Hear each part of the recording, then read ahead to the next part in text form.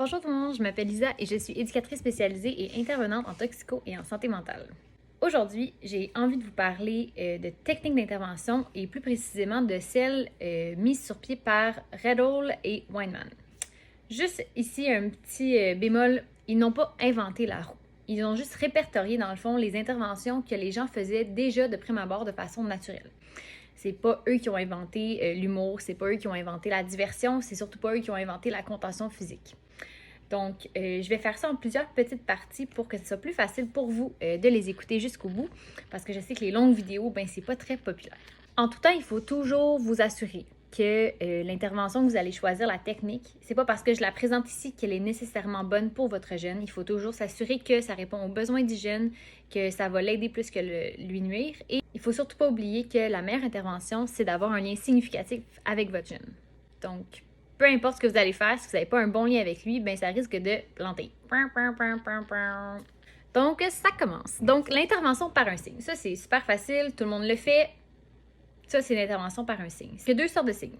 Il y a le signe qui est conventionnel, donc par exemple le signe du silence qu'on connaît tous, ou celui qu'on va coder avec notre élève personnellement en petit meeting. Donc, ça pourrait être ça pour j'aimerais ça que tu te calmes un petit peu. Mais on va pas dire j'aimerais ça que tu te calmes. On va juste le regarder. On va faire notre signe que juste moi et lui on connaît et il va le faire. L'ignorance intentionnelle. Ça, c'est un tricky. Je vous invite à aller voir mon document d'aide-mémoire pour savoir quand est-ce l'utiliser et quand est-ce ne pas l'utiliser parce que c'est quand même intéressant tout ce que ça peut créer si on l'utilise au mauvais moment. Donc, cette technique-là, vous l'aurez deviné, c'est d'ignorer intentionnellement, donc de prendre la décision consciente d'ignorer un comportement en espérant que ça diminue le comportement. Donc, on va surtout faire ça quand on a l'impression que le jeune cherche à avoir de l'attention avec un comportement négatif. La proximité et le contact physique. Cela, je vous invite à l'utiliser avec parcimonie et de vérifier avec votre milieu c'est quoi l'encadrement par rapport à cette technique-là. On veut jamais qu'il y ait de malaise, on veut jamais qu'il y ait des enfants qui se sentent envahis physiquement non plus.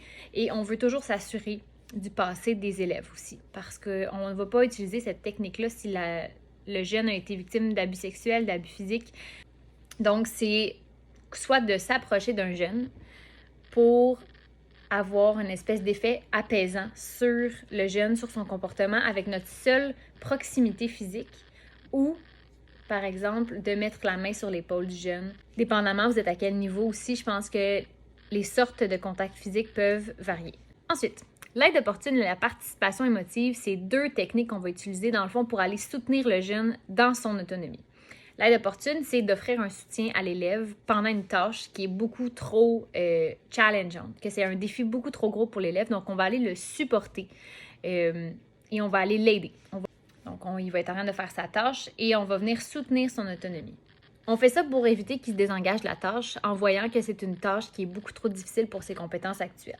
Participation émotive, quant à elle, c'est de faire la tâche avec le jeune en s'y intéressant de manière authentique. Et là, authentique est le mot-clé ici. On veut absolument que le jeune ressente qu'on donne une valeur à ce qu'il fait pour que lui, éventuellement, s'investisse un peu plus dans ce qu'il fait aussi. La démonstration d'affection.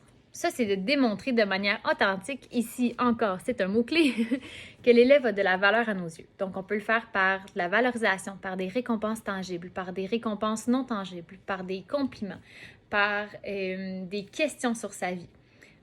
On devrait l'utiliser avec tous les jeunes parce que de démontrer de l'affection envers nos élèves, c'est à la base de la création d'un lien significatif avec eux. C'est pas de le faire de trop, c'est pas de le faire de façon forcée parce que les jeunes le ressentent quand on fake, mais c'est de leur démontrer qu'ils ont de la valeur pour nous. La décontamination par l'humour. Ça, c'est de loin mon préféré. Je pense que c'est une belle façon de faire une diversion pendant un comportement qui est néfaste pour le jeune et pour le groupe. Donc, dans le fond, c'est de faire une interprétation ou une reformulation du comportement de façon à intégrer de l'humour à l'intérieur. Donc, si par exemple, l'exemple le plus facile que je peux vous donner, le jeune qui tape sur son bureau, qui est rough avec ses choses, on va lui dire, coudonc, là, tes cahiers, ils t'ont rien fait, t'as pas besoin de leur faire mal. Elle est pas bonne, ma blague, là. Mais ça l'a fait une diversion au jeune en faisant comme, ah, de quoi qu'elle parle? C'est super utile. Donc, j'espère que pour la première partie, tout est clair. C'est sûr que j'ai pas parlé de quand est-ce les faire, quand est-ce éviter de les faire, avec quelle sorte de jeunes les utiliser. Tout ça, ça se retrouve dans mon document aide-mémoire qui est dans ma boutique Carrefour Pédagogique. Je vous invite à aller le downloader. Il est gratuit pour l'instant. Donc, allez faire ça. Il va aussi se retrouver dans mon recueil référentiel en gestion de comportement pour vous aider. C'est aussi disponible sur ma boutique, Carrefour Pédagogique. Pour la partie numéro 2, on parle de clarification, d'interprétation, de reformulation. Aussi, on parle de confrontation et d'appel direct. Donc, manquez pas ça!